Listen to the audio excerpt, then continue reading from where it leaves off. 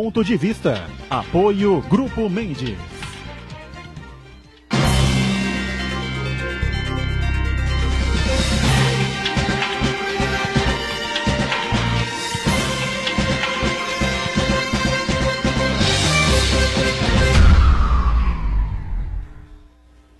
Olá, está começando aqui mais um Ponto de Vista, sempre aqui na Santa Cecília TV, neste horário da 1h30 da tarde, a tradição do debate político, né, da discussão dos temas que formam sempre a pauta aqui da cidade, vários assuntos da região metropolitana e a abordagem sempre aprofundada dos temas de interesse nacional também. Sempre de segunda a sexta-feira, com a nossa reprise aqui na Santa Cecília TV, a partir das 8 da noite. Semana que vem vão começar os jogos da Unisanta, né? Então nós vamos ter uma mudança, não no horário nosso tradicional do ao vivo, né? 1h30 da tarde normalmente.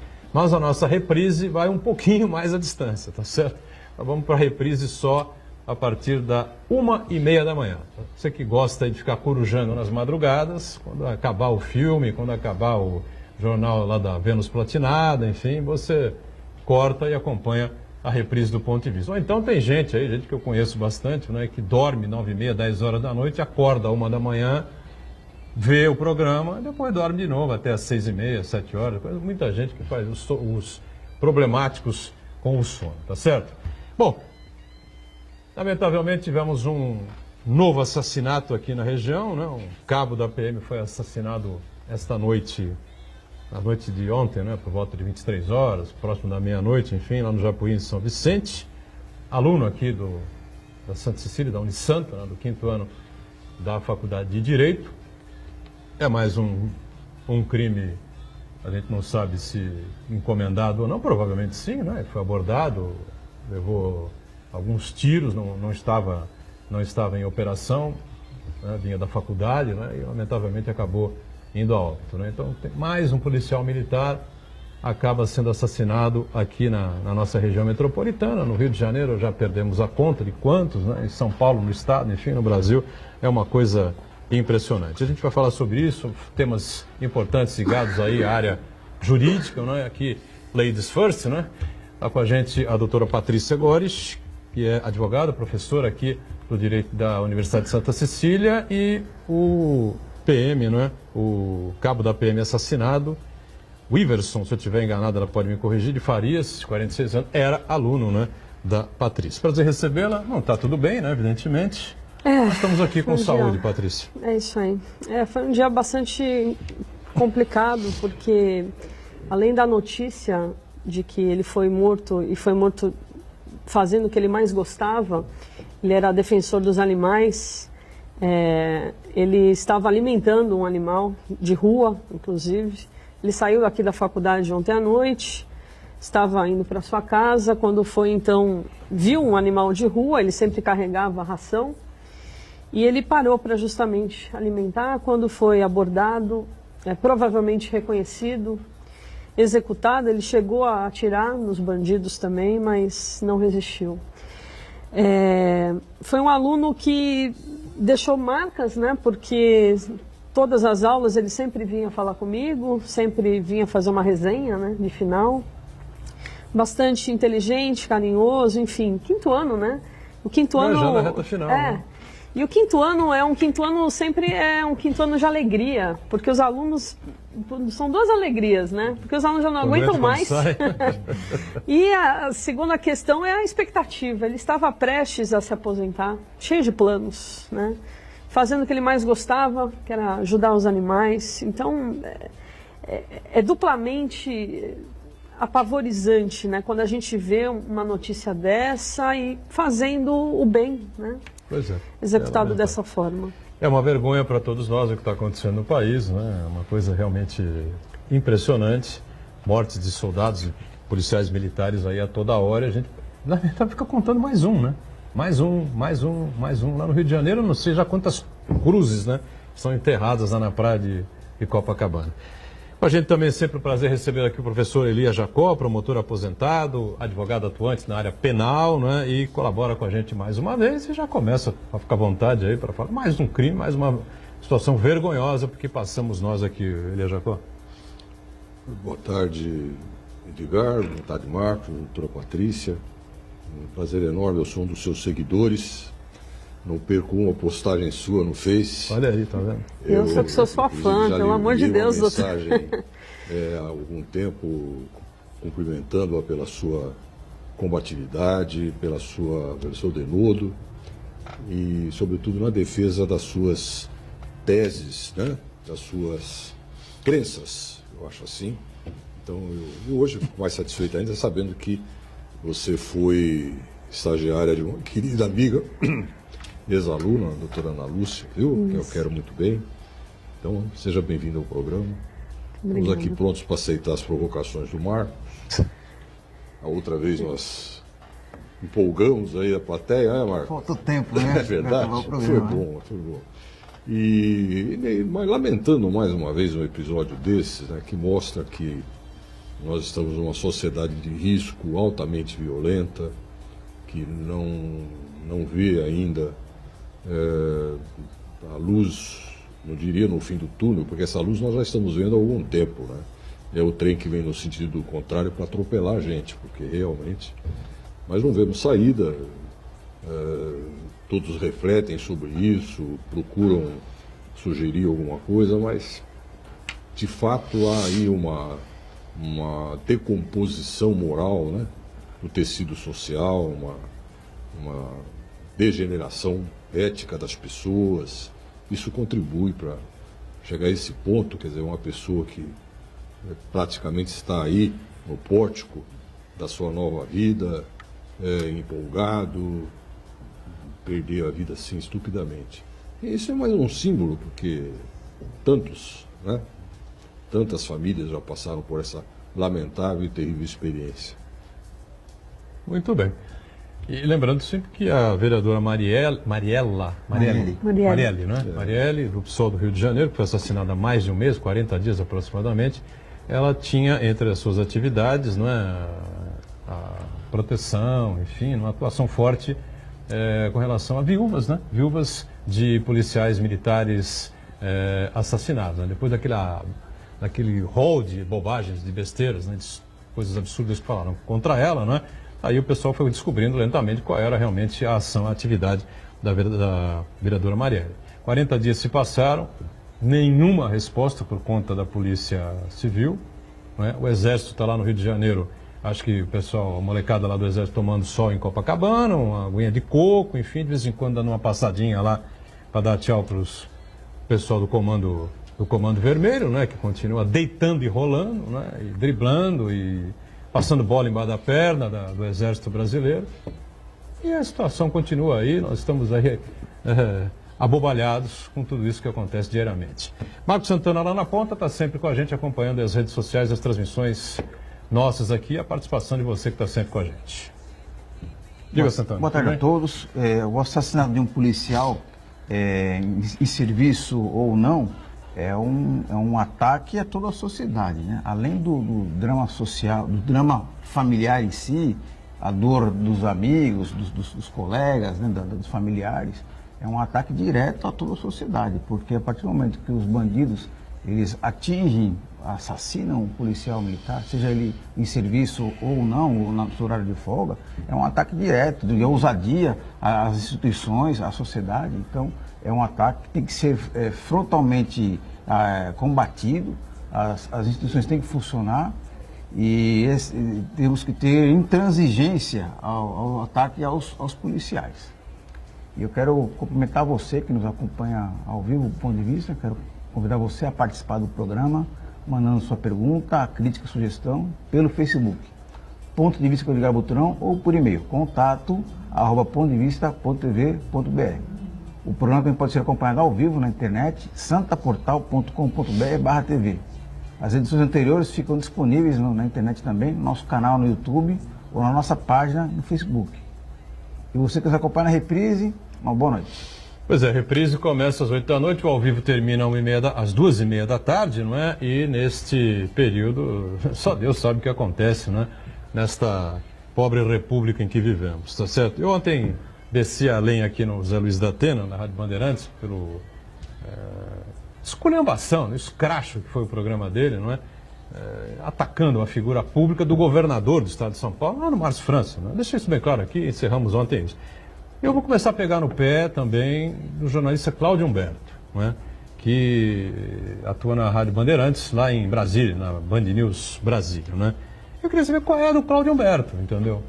Porque toda vez que ele pode falar de processo eleitoral, da questão eleitoral, ele bate, ataca ou ele arruma uma forma de diminuir a atuação política do governador, do ex-governador Geraldo Alckmin. A última dele hoje foi que o Geraldo, ao renunciar ao governo do estado, entrou de férias.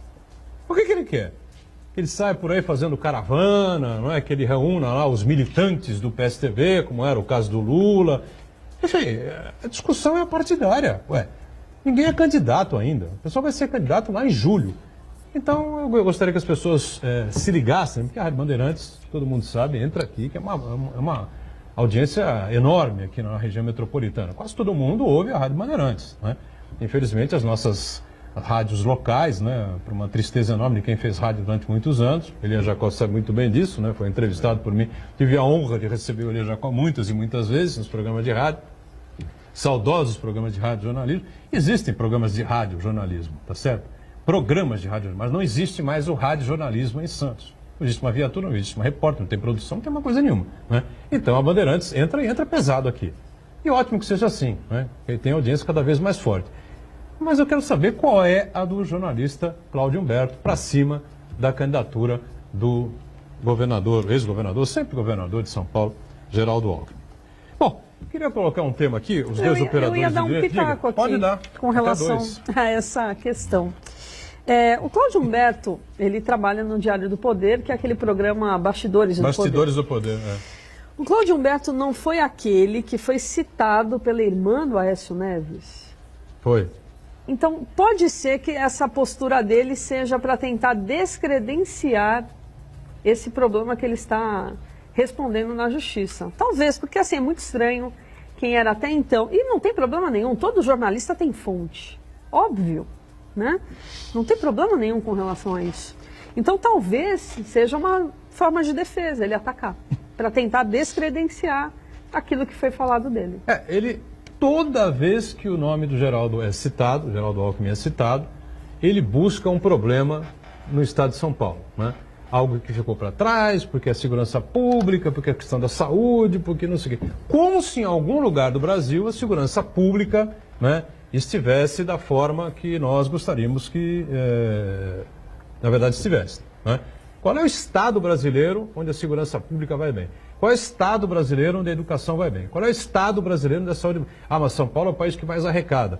Mas é o país mais tungado pela União. O que sobra daqui não é nem um terço do que o estado arrecada. É uma situação muito difícil, crítica, tá certo? Agora, eu acho engraçado, ele fica o tempo todo desmerecendo a candidatura do ex-governador. Eu queria entender, né, o que se passa com ele. E gostaria que ele atuasse da mesma forma. Bom, com relação ao PT, então, ao Lula, ele pisa na cabeça do ex-presidente Lula como se fosse... bom, você sabe. E é interessante que hoje ainda saiu também os índices daquela ONG Sou da Paz sobre segurança pública, né? Saiu até da região, mostrando dados preocupantes com relação a Itanhaém, que teve aumento no número de crimes. Mas Santos, São Vicente, Praia Grande, até diminuiu. Então, é interessante a gente falar sobre isso também hoje, porque ao mesmo tempo que tem o Cláudio Humberto falando da questão da segurança, a gente teve, infelizmente, um aluno que perdemos hoje, mas a gente tem índices do dia de hoje, da ONG Sou da Paz, falando justamente isso. Olha, a região, de uma forma geral, melhorou, menos a cidade de Itanhaém. Né? O Estado, de maneira geral, melhorou, mas como a sensação de insegurança ainda é muito grande, né? E como o negócio é achincalhar todo e qualquer político, né? As redes sociais, você vê, aí é uma barbaridade, né? O cara que nunca não conhece um político, nunca conversou com um político, não entende absolutamente, não sabe nem o que está falando, está batendo, está atirando, enfim. Agora, Elias Jacó, eu queria levantar uma tese com você e com a Patrícia. É o seguinte, hoje a FIFA, né? Poderosa FIFA, simplesmente baniu do futebol o presidente da CBF, licenciado, afastado, Marco Polo Del Nero, né? E a gente fica aí nessa dúvida, esse tema foi levantado aí também de manhã, nas emissoras de rádio, enfim, os principais sites que a gente vê aí, por que ninguém no Brasil se levanta para tentar investigar, para punir, para pôr na cadeia essa gente do futebol? Marco Polo Del Nero, banido do futebol. Ricardo Teixeira está aí escondido embaixo Foi para onde? terra. Para o Uruguai ou está ainda nos Estados Unidos? Né? Ele estava nos Estados Unidos, começou essa atuação do FBI e ele veio para o Brasil. Né?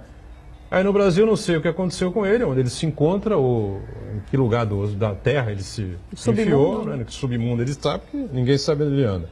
José Maria Marinho está preso. Né? Ex-presidente da CBF, ex-governador de São Paulo.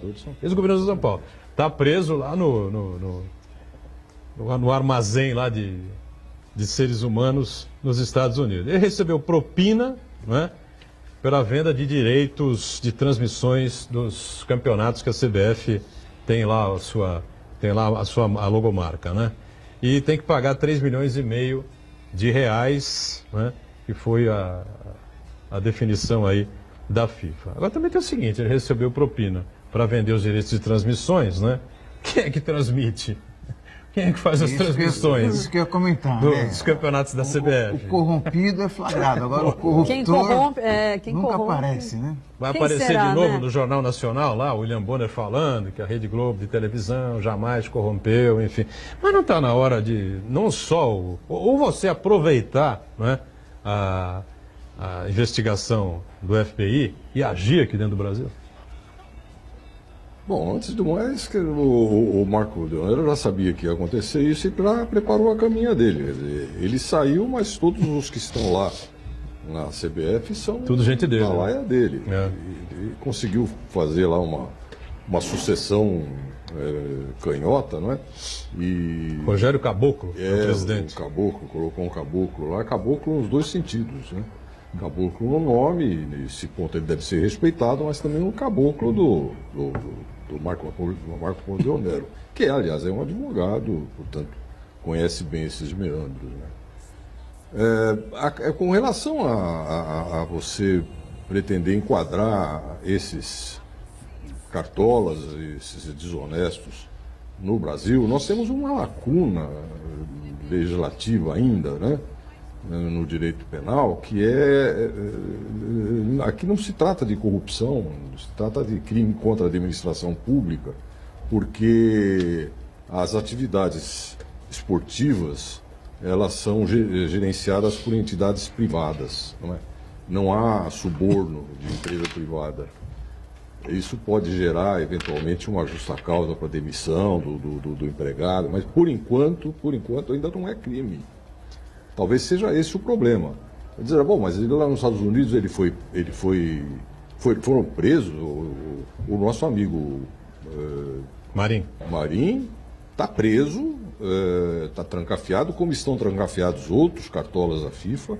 E o Marco Polo Del Nero não pode sair do Brasil, porque ele tem mandado de prisão em qualquer lugar. Mas aqui não tem. Porque eles manipularam o sistema financeiro e bancário norte-americano. Foi. Esse é que é o problema, não é? E aí eles realmente fizeram uma grande besteira, porque eles agem mesmo, não tem dúvida. Agora, no Brasil, você tem esse buraco na lei, né? Tá bom, o futebol é um empreendimento que motiva multidões e tal, mas é apenas camufladamente público. Essa é que é a verdade. Quer dizer, a CBF, os órgãos de controle futebolístico são todos entidades de direito privado, né? Então, aceitou dinheiro a mais para poder beneficiar determinada empresa. Isso se resolve na base do relacionamento mesmo, né? Quem poderia fazer alguma coisa seriam os próprios integrantes dessas entidades, que estão sendo mal gerenciadas. Clubes. Uma gestão fraudulenta, uma gestão perniciosa, prejudicial. Isso geraria em qualquer empresa privada um movimento de acionistas ou de controladores que poderia... Só que os controladores são eles mesmos, então fica realmente muito difícil. Nós temos hoje uma série de infrações que podem ser apuradas, mas são infrações de pequena gravidade, que não chegam nem sequer à rama do problema, não é? E a gente espera que haja preenchimento dessa lacuna, que a corrupção nas instituições privadas seja equiparada à corrupção na administração pública, não há por que não ser, sobretudo quando, de alguma forma, eles manipulam verbas públicas também. Não é? Até porque o público já fala isso, né? A população já Exato, entende essa é a compreensão. isso como uma forma de corrupção, né? E por isso a sociedade não entende a impunidade deles. Poxa, mas é claro que eles estão tirando dinheiro de alguém, estão tirando dinheiro do meu bolso, do hospital, não sei o quê. Não, a rigor não. Agora eles podem recebiam até algum tempo subvenção do Estado, mas hoje eles são absolutamente autônomos. E essa autonomia se deve exatamente a esses arranjos que eles fazem, com televisões, com publicitários, que tem uma contrapartida. E a contrapartida é esse silêncio sepulcral, né? Ou pelo menos um silêncio obsequioso, né? Porque de vez em quando eles publicam alguma coisa. Publicaram que o Marco Polo foi banido do futebol, foi banido das atividades esportivas. Você percebe que é sempre uma publicação peronomútil, né? Em termos futebolísticos, seria uma cavadinha, um drible da vaca, ou um chapéu, né? É um gol de mão, isso que eu falo. É um gol de mão. Gol de mão. Impedido. Gol de mão impedido aos 60. Você veja que há um dispositivo. Você tem uma ideia do alcance de serem essas entidades de direito privado.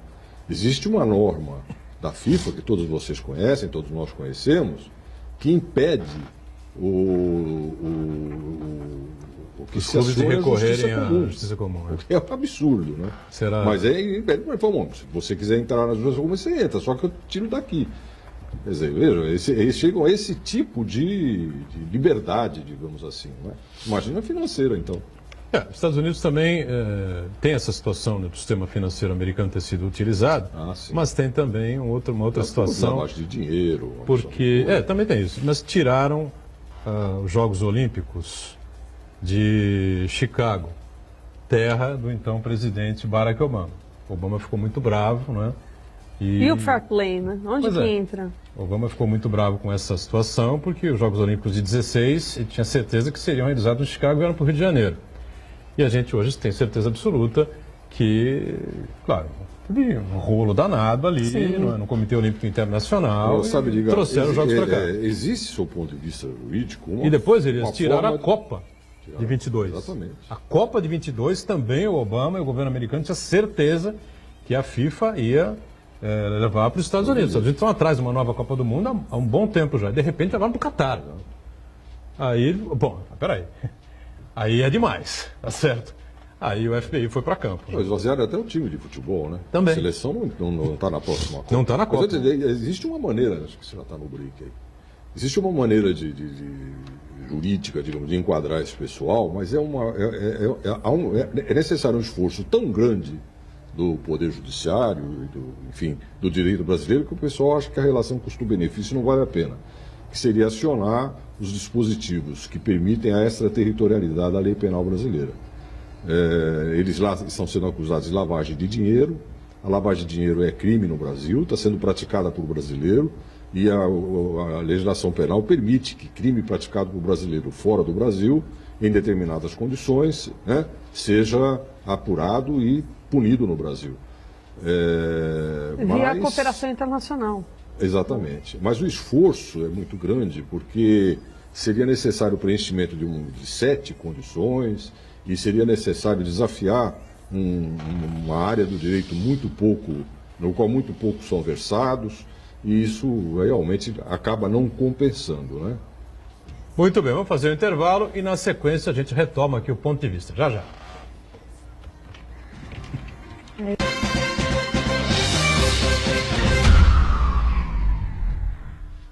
Existe um lugar em Santos onde você encontra os empreendimentos mais fascinantes da região. Um lugar amplo, aconchegante, feito para oferecer o melhor atendimento para você. Um lugar que reúne as melhores opções residenciais e comerciais nos bairros mais nobres de Santos. Um lugar que a gente nem precisava dizer, porque você já sabe. Central de Vendas Grupo Mendes, Rua Guaiaó 55, Aparecida. Venha fechar um bom negócio para abrir as portas do seu novo lugar. Vem aí o maior evento esportivo universitário do estado de São Paulo. 35º Jogos da Unisanta. Dia 3 de maio, abertura dos jogos com a escolha do Rei e Rainha. E de 4 a 24 de maio acontecem as grandes disputas. 35º Jogos da Unisanta. Realização Universidade Santa Cecília. Promoção Sistema Santa Cecília de Comunicação. A Santa Cecília TV foi até Bragança Paulista para registrar a final do Campeonato Paulista da Série A3. Atibaia e Portuguesa Santista. Neste domingo, 10 da manhã, jogo completo com a equipe esportiva da Santa Cecília TV. A maior programação regional da sua TV. Apoio Universidade Santa Cecília. Marquim, servindo melhor, prolongamos uma tradição. Nita Alimentos, leve momentos deliciosos para a sua casa. Em Getefa, mais de 40 anos de tradição. E Pepino Esportes.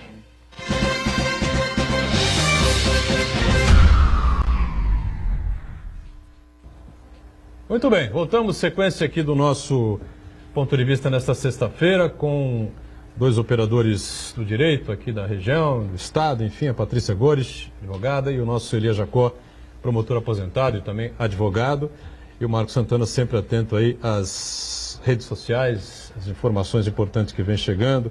Temos aí tem uma novidade aí com relação à delação do ex-ministro Antônio Palocci. Eu queria... Foi assinada já foi resolvida? Existe um grande imbróglio aí, né? Que até queria ouvir a opinião dos nossos especialistas aqui, nossos professores, que tem um grande impasse aí entre a polícia, né? Finalmente o Antônio Palocci, sem nenhum trocadilho, resolveu soltar a língua, né?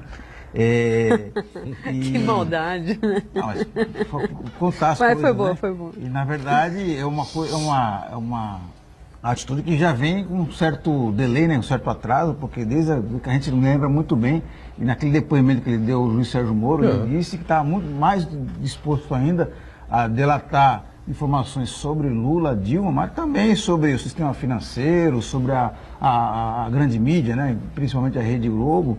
E demorou bastante tempo para ele finalmente chegar a um acordo de delação premiada. E o curioso é que ele fechou o acordo com a Polícia Federal. E o Ministério Público está contestando isso aí, que diz que apenas o Ministério Público tem a atribuição de selar acordos de delação premiada. Então, se instalou aí essa grande controvérsia. Queria saber do professor Elias e também da Patrícia, como é que, quem tem a razão aí, como é que se desenrola esse novelo? Vou começar com a Patrícia aqui, vai. Essa briga é antiga, né, entre a Polícia Federal e o Ministério Público. E o que eu sinto, o que eu já ouvi de amigos meus policiais federais, eles falam cada vez mais a gente está perdendo campo para o Ministério Público. Eles estão fazendo cada vez mais coisas que a gente fazia. Então existe aí um quê de ego também, né, entre as duas instituições. Naquele seriado Mecanismo do Netflix, ele explica bem essa questão, né? Que uma hora a Polícia Federal está na frente, aí vem o Ministério Público e tenta pegar as provas ou chamar o delator, enfim. O que interessa é o seguinte, o italianinho Palocci, ele chegou atrasado, né? Até porque tudo que ele está falando, e é isso que o Ministério Público deixou bastante claro, tudo que o Palocci falou até agora não é nenhuma novidade, né? Isso foi falado pelo Odebrecht pai, em delação premiada. Emílio Odebrecht, que deixou a presidência do grupo. Que ele já tinha explicado todas as questões, todas as nuances, dos 200 milhões de reais e não 300 que ele tinha prometido para o PT, inclusive para pagar contas pessoais do Lula. A planilha inteira foi destrinchada por ele. Então, assim, em tese, o que o Palocci tem de informação é muito rasa. Porque o que ele começou a contar, e o que a Polícia Federal soltou, pelo menos, foi que 50 mil reais ele levou num pacote para o Instituto Lula no dia tal. Isso já foi também falado pelo Odebrecht. Então, eu não entendo como que um ex-ministro de Estado poderia ser beneficiado por uma delação frágil como essa, né? Se não há nada de novo, não há provas nesse sentido, provas além do que o Emílio Odebrecht já tinha informado, entregue à polícia, ao Ministério Público. Então, eu entendo que agora realmente essa delação, se ele não entregar provas, não tem por que ela ser referendada pelo STF. Tem uma expectativa, né, Elia Jacó, com relação ao que ele ia dizer a respeito do sistema financeiro do país, né? O pessoal sempre muito próximo a ele, como o ministro da Fazenda, essa coisa toda. E exatamente como o Santana lembrou, né, a mídia, né, a grande mídia brasileira, especialmente citada a Rede Globo, né? Agora, o que você pensa?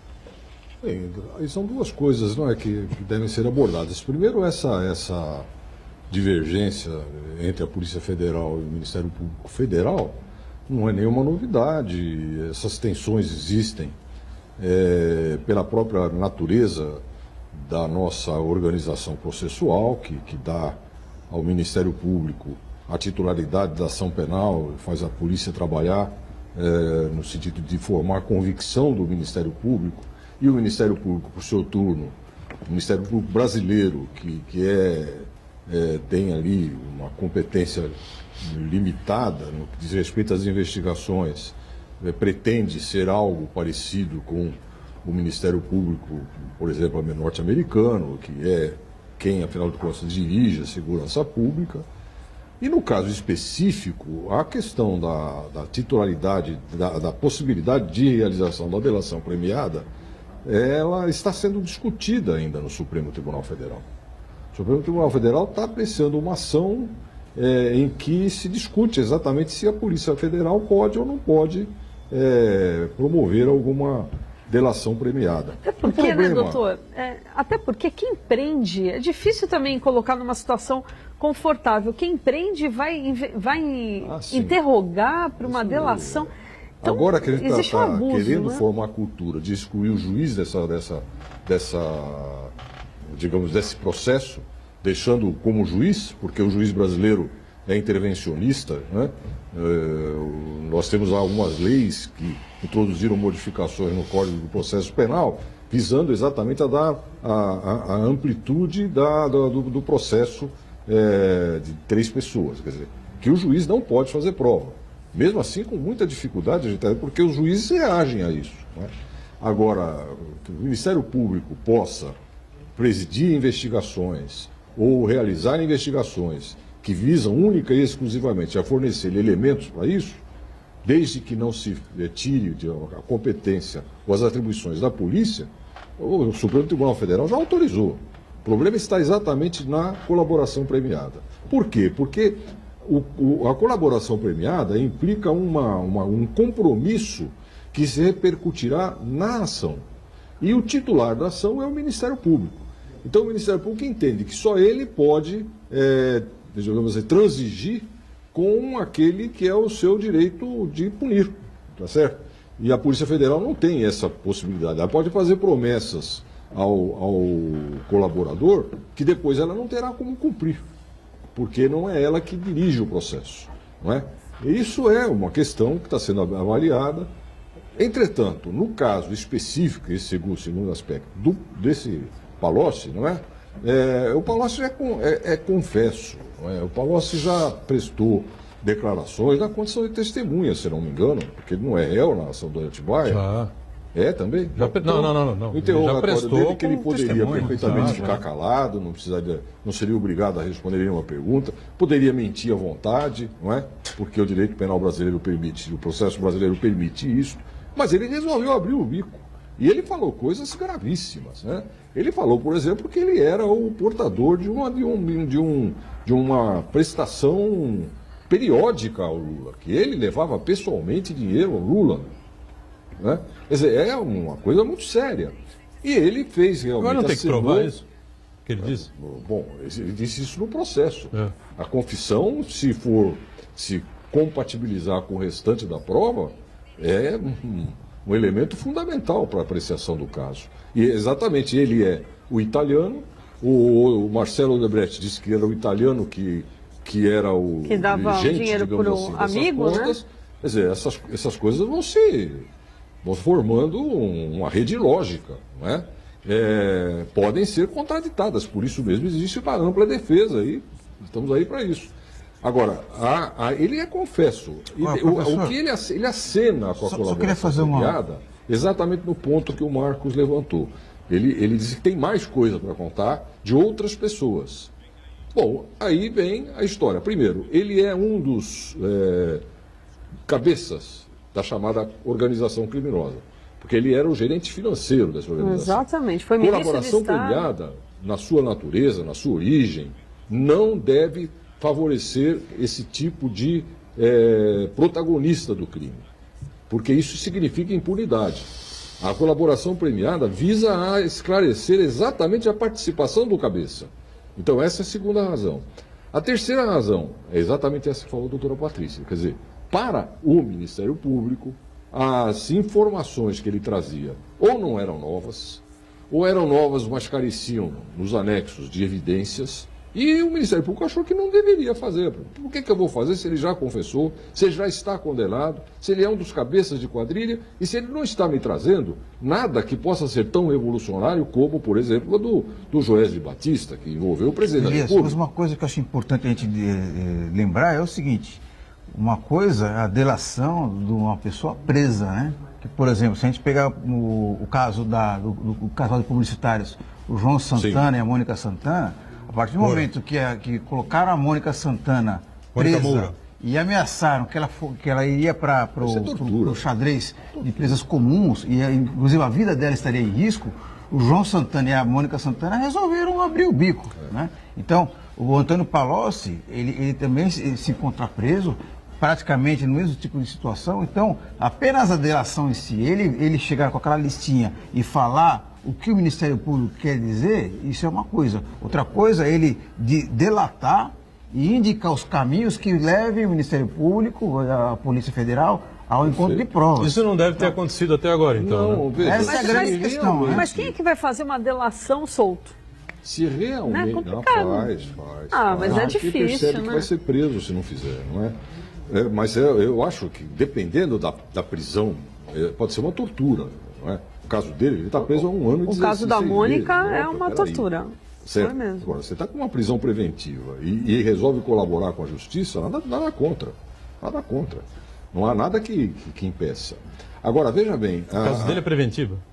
É uma prisão cautelar, não é? Cautelar. Eu acho que ele tem uma condenação Ele está condenado. Ele já está preso por força de prisão preventiva. Ele foi preso por força de prisão preventiva, mas agora ele está preso por força de sentença condenatória horrível.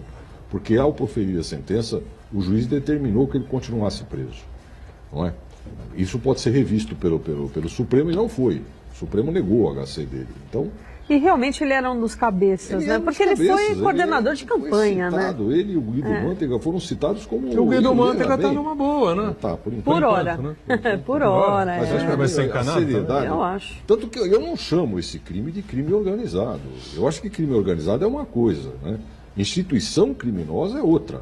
O que eles têm, ou tinham, era uma instituição criminosa. Porque o Palocci, o Mantega, o Lula, enfim, as pessoas que estão supostamente envolvidas nisso, eram integrantes do governo. Era o governo que estava, de alguma forma, participando. E quando o governo participa, o Estado participa, nós chamamos isso de instituição criminosa.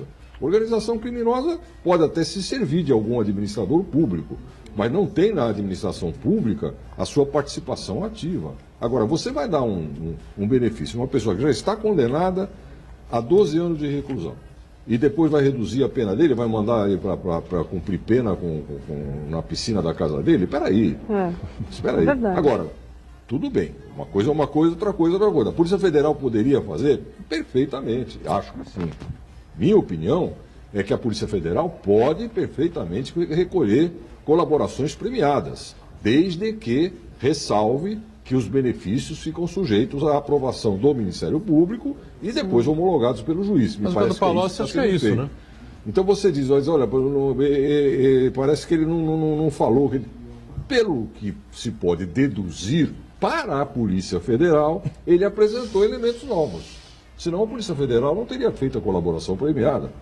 A não ser que fosse apenas uma coisa emulativa. A gente ouve eu vou isso, fazer não. porque o Ministério Público não fez. Peraí. A gente ouve falar nesse caso do Palocci há muito tempo já, que ele é uma bomba relógio no que diz O homem respeito foi ministro de ao governo. sistema financeiro do país, né?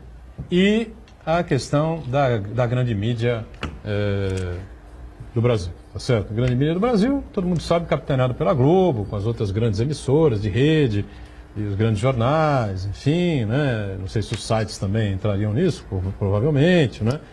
Mas isso nunca vem à tona, né?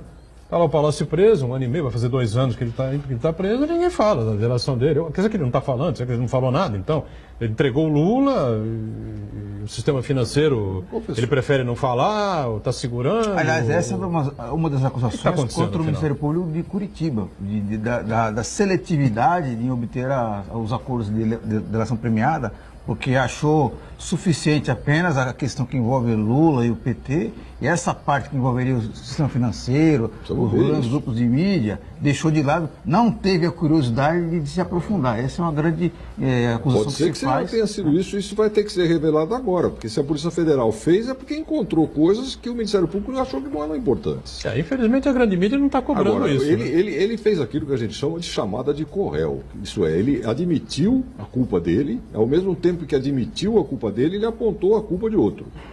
A chamada de corréu é uma evidência razoável de autoria, não é? Porque ninguém vai acusar o outro e não se exonerar. Se ele não se exonera, é porque ele está admitindo que ele está falando a verdade.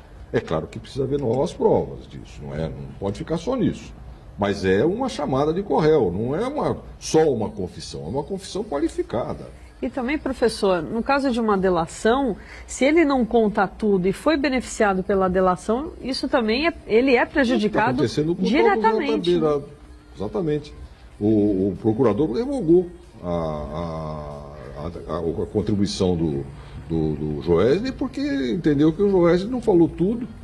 Mas as provas que foram produzidas, elas são servíveis, né? São mantidas. Com relação a isso, sem dúvida, é inapagável. Um intervalo mais, a gente volta na sequência. Eu quero saber aqui, a defesa do presidente Lula, do ex-presidente Lula, quer cancelar, né, a sentença, ou anular a sentença de Sérgio Moro. E aí, hein? Já viu? Voltamos já já.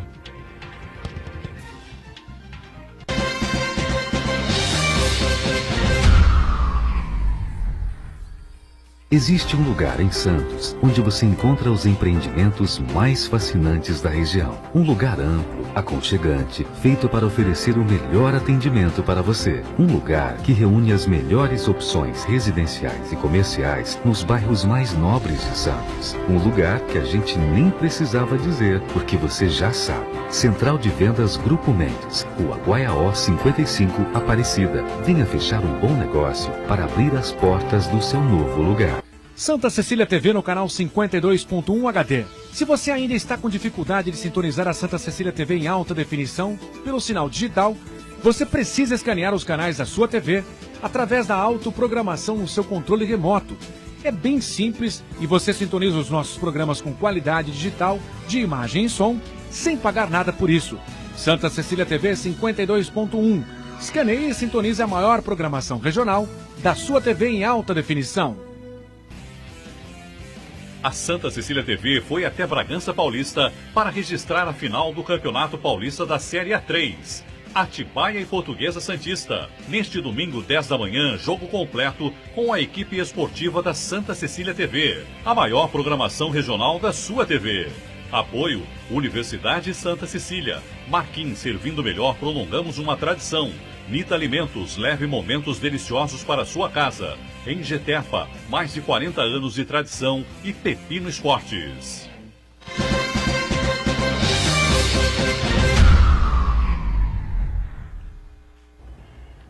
Muito bem, o terceiro e último bloco desta edição do Ponto de Vista, né? E a gente entra já, estamos falando da questão do ex-ministro Antônio Palocci. Muito estranho, né? Essa delação dele não virá público, já que todo mundo fala há muito tempo que a grande bomba não seriam nem as delações que envolveriam diretamente o ex-presidente Lula e o PT, né? Mas seria o próprio mercado financeiro, o sistema financeiro do país e a grande mídia nacional. Evidentemente que não tem nenhuma emissora da grande mídia, nenhum grande jornal cobrando, né, do da Polícia Federal, do Ministério Público, enfim, a delação do Palocci contra eles mesmos, né? Evidentemente que isso não vai acontecer. Não estão com pressa, né? Não estão com pressa nenhuma. Deixa o Palocci, de repente, ter um infarto fulminante e morre na cadeia, né? De repente, pode acontecer isso. Escorrega no banheiro. Escorrega no banheiro, bate a cabeça e vai a óbito, né? Pode acontecer, né? Agora, o Patrícia e Elia Jacó, a defesa do ex-presidente Lula quer anular a sentença do juiz Sérgio Moro, né? Que levou Lula à prisão, pelo fato dele não ser o juiz indicado, né, para o julgamento desse caso. Isso já vem sendo debatido, discutido lá atrás, né, foi dada sequência, o Moro seguiu com o caso do triplex de Guarujá, sentenciou, condenou o Lula e o TRF4, então, deu até 3 anos a mais, como a gente já sabe, ele está preso em Curitiba. Mas a segunda turma do Tribunal Federal abriu essa porteira, né, com a decisão da semana anterior. Então, abriu essa porteira, mas o juiz Sérgio Moro ele foi bastante certeiro ontem no despacho dele. Foi ontem ou anteontem que ele fez um despacho? Essa semana. Né? Falando justamente dessa questão que a decisão da segunda turma não deixou clara se é realmente para remeter os autos para São Paulo. Ele não deixou claro realmente, né, professor? O que ele fala é que nem poderia, né? Nem poderia fazer isso. O que deixou claro é que partes da delação serão extirpadas desse caso do são tantos casos que a gente até... Do triplex, do né? sítio, do né? Sítio. Do sítio. Do sítio. O que se resolve com compartilhamento. Exatamente, de provas. Do ponto de vista prático, a decisão do Supremo Tribunal Federal, e isso é o que deixa a gente mais intrigado, não prejudica em nada o andamento das ações. Primeiro por causa disso mesmo. Quer dizer, e tanto é que ele deixou bastante claro isso. Aliás, o Moro foi preciso, como sempre. Ele podemos questionar lá algumas coisas dele, mas que ele é preciso, ele é. A forma processual correta de se alegar a incompetência de juízo é a exceção. E essa exceção já foi interposta pela defesa. Portanto, é lá que se vai discutir se o juízo de federal de Curitiba é ou não é competente. E enquanto ela não é suspensiva, exato. Ou seja, o processo caminha normalmente. E mais, se for considerado incompetente, o processo é remetido para São Paulo no estado em que ele se encontra. Mas ele não está considerado Só se afetam os despachos decisórios, não há nenhum. Então, mesmo existe um recebimento da denúncia, mas o recebimento da denúncia vai ser ratificado em São Paulo. Outra coisa, o que eles estão achando? Que São Paulo vai aliviar? Fazer algo diferente? Eles precisam conhecer a juíza da 5ª Vara Criminal de São Paulo, da 9ª Vara Criminal. Não é assim, não. Peraí. Eu acho que é uma saída... A decisão do Supremo Tribunal Federal, da segunda turma, né? Porque lá são 2 Supremos, a verdade é essa, lamentavelmente. Ou 11, né? Ela Cada um é um. Como diz o Ministério Público Federal, ininteligível. Sob ponto de vista jurídico, é insustentável. Agora, há alguma coisa por trás disso, a gente tá bem evidente, que é a preparação de um argumento que pode servir não só ao Lula, mas a outros futuros condenados. Tanto assim que contaram com o Lewandowski e o Toffoli, contam sempre com o apoio de Gilmar Mendes, que tem um perfil político partidário já definido há muito tempo. Então, bem distante do PT. Isso, é evidente. Mas a segunda turma vai mudar. Com a saída da Carmen Lúcia, mas só que antes, ela entra na segunda turma. Só que o Toffoli vai para a presidência. Sim. E aí Quem pauta é o Toffoli.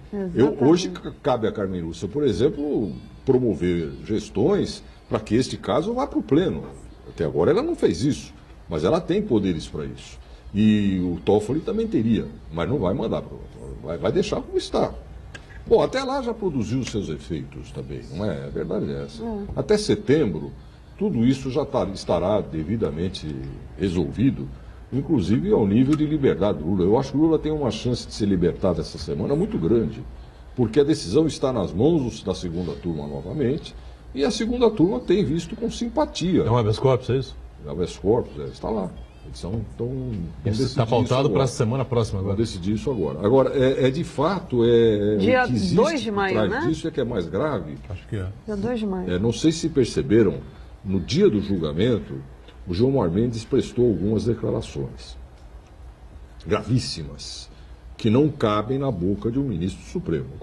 Bom, ele Mais não uma cabe. novidade com relação ao Gilmar Mendes. Ele não cabe como Lógico. ministro do Só Supremo. que desta vez ele foi longe demais. Ele, na linguagem comum, ele entregou o ouro para o bandido. Ele não só ensinou, né? cogitou da possibilidade de uma revisão na pena do caso do triplex, como ele deu à defesa o que a defesa até agora não teve competência para encontrar. Ele deu a única tese jurídica que pode sustentar uma revisão no mérito dessa sentença, que foi a tese segundo a qual o crime de corrupção passiva e o crime de lavagem de dinheiro, na verdade, estão entre uma coisa si só, né? como um crime e aí o exaurimento desse crime.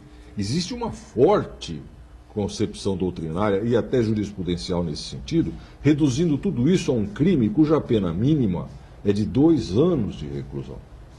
E ele deu essa dica para a defesa, que até agora não teve competência para falar isso no processo. O que é um absurdo, né? Um ministro do STF claro. ensinar o advogado da defesa, né? Defesa essa que patinou muitas vezes também, né? Lógico. Agora ele não vai se declarar também impedido, né, professor? De jeito nenhum, né? Deixa eu ensinar, agora você faz direitinho. Absurdo. E aí o que a defesa tem que fazer? Eu acredito que eles não fizeram isso porque a estratégia que eles privilegiaram foi outra que está dando resultado. Que foi essa estratégia de ficar batendo nessa tecla, até que encontrando um apoio, ainda que transverso, lá, digamos assim, com um atalho de uma decisão judicial, que é essa decisão do Supremo, fortalecer esse argumento de que o Lula, na verdade, está sendo prejudicado, que é um preso político e tal. Eles preferiram essa tese. Eu acho que é uma questão de estratégia, mas que eles não falaram nada no processo, pelo menos não que eu saiba, a respeito da configuração jurídica dos crimes, o que seria altamente favorável à defesa, não falaram. Mas aí se tira o Lula da cadeia, por habeas corpus, tudo bem, ele continua condenado, Sim, né? Mas havendo volta... decisão do Superior Tribunal de Justiça, ele volta a pagar, ele vai cumprir pena. Ele está condenado. Quanto a isso, não há dúvida. A não ser que o processo seja realmente anulado. Né? E a competência do juiz Moro não... Aí é muita ginástica uma jurídica. grande mesa, né? Mas é muita ginástica O jurídica. único argumento que eles têm, depois que entraram com a exceção de competência, é que o Moro teria dito na sentença dele que não há nenhum ato, nenhuma prova de que o dinheiro que serviu veio ele não falou bem, veio da Petrobras. Primeiro, ele não falou bem isso, né?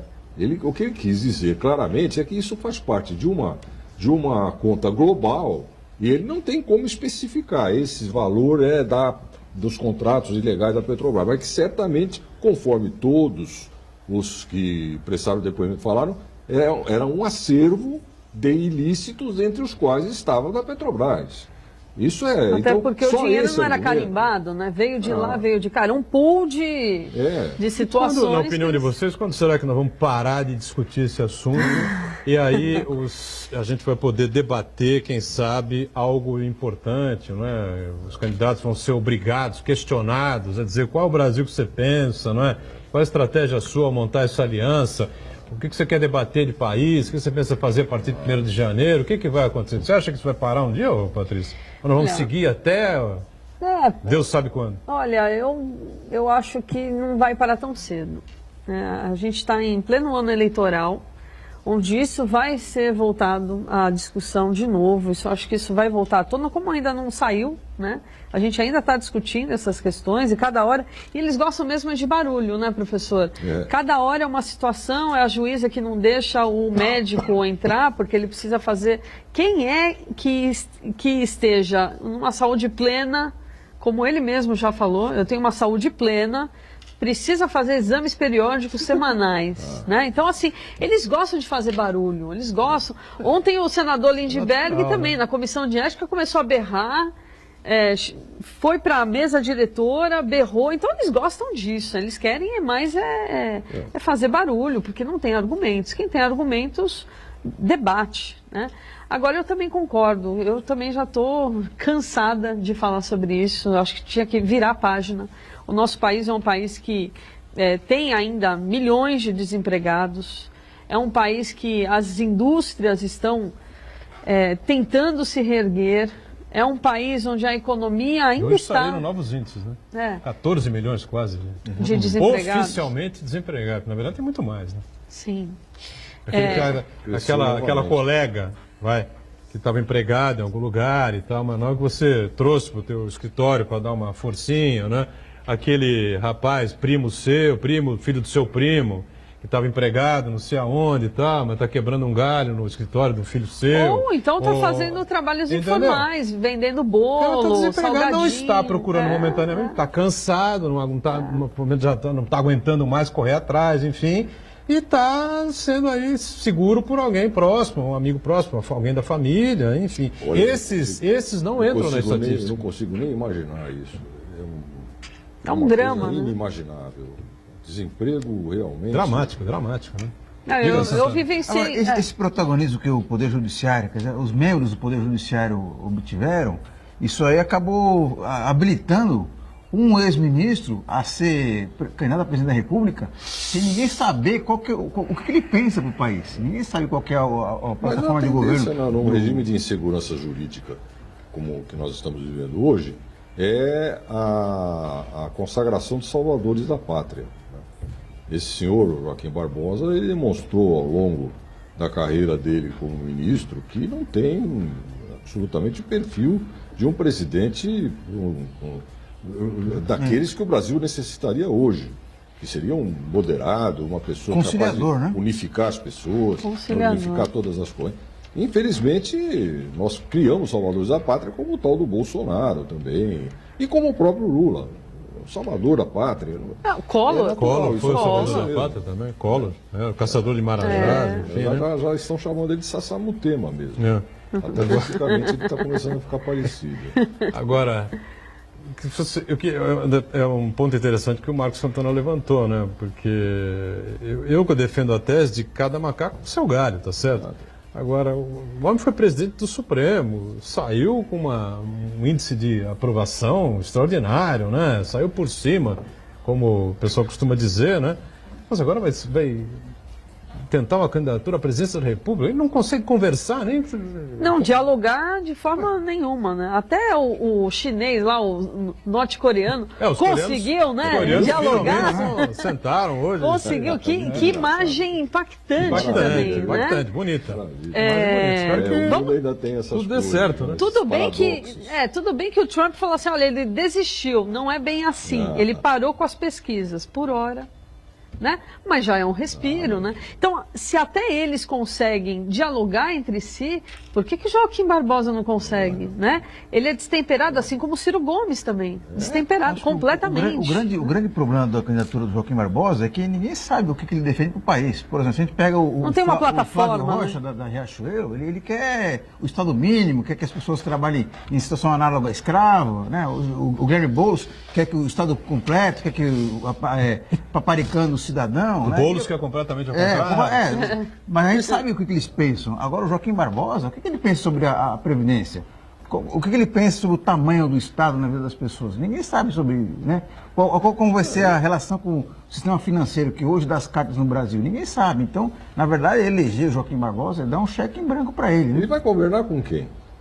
Com quem, exatamente? O grupo de intelectuais que o apoia, de especialistas e técnicos que podem ocupar, por exemplo, o Ministério da Fazenda, Banco Central... o Caio França esteve aqui na segunda-feira. Educação... Né? Como é que é? O Caio França esteve conosco na segunda-feira, né, e nos explicou mais ou menos como é que foi a reunião lá dos governadores do PSB, né, onde participou o Márcio França, né, como governador do Estado, com o Joaquim Barbosa. Né, e as pessoas tentaram fazer com que o Joaquim Barbosa compreendesse que o PSB não nasceu agora, não é? O Joaquim Barbosa falou, não é porque você entrou no PSB que agora o partido surgiu para os eleitores, né? O partido existe há muitos anos, né? Está cheio de gente que carregou pedra, né? Que amassou barro, como diz o Geraldo Alckmin, né? Inclusive tivemos um presidenciável, Eduardo Campos, que seria a grande promessa se o avião não tivesse caído. Então, né? Os governadores foram dizer a ele basicamente isso. Não fique com essa conversa mole, né, de que não resolvi, não me convenci ainda. Não, que Ele seria ele quer ser ungido, né? Ele não será ungido, né? Não, mas a revista O tapete Isto É... vermelho não será estendido. A revista Isto É já pelo menos fez pelos isso. governadores, né? Não sei se vocês viram a capa da revista Isto É dessa semana. Ele já foi ungido, pelo menos, para Isto É. É um nome novo que novo, surgiu né? aí e... Ele está jogando parado, tem 10%. Está jogando parado, brincadeira, né? 10%, é realmente algo preocupante. Ilha Jacó, sempre um prazer recebê-lo aqui. Prazer certo? é meu hoje, de modo Satisfação particular. com a Patrícia aqui conosco. Puxa vida, conheci, tive a felicidade de conhecê-la pessoalmente. Finalmente uma voz feminina, né, realmente para o seu participar mais com a gente muito, aqui. muito respeitado, viu, Patrícia? É verdade. Muito obrigada. Um dia ela vai vir aqui para poder Vindo- falar dos assuntos prediletos dela. Exato, aqui. exato. Ela E que teve vindo- um contato próximo com a vereadora Marielle, né, no Rio de Janeiro. Deve estar indignada você até hoje, né? Sim. Patrícia? Não, com todas as mortes, né? É uma coisa O dia que a vergonhosa, gente né? não se indignar com a morte é sinal que a gente deixou de ser humano. Não, a morte é uma coisa mais natural. Não, com a que morte existe, mas violenta, esse né? tipo A de morte- morte que a gente está é. acompanhando, assim, enfim. Né? Obrigado também mais uma vez por estar com a gente. Eu que Santana agradeço. diariamente conosco, né? A gente com você de segunda a sexta, sempre ao vivo aqui na Santa Cecília TV, o Ponto de Vista, 1h30 da tarde, com a nossa reprise às 8 da noite. Valeu, gente. Obrigado.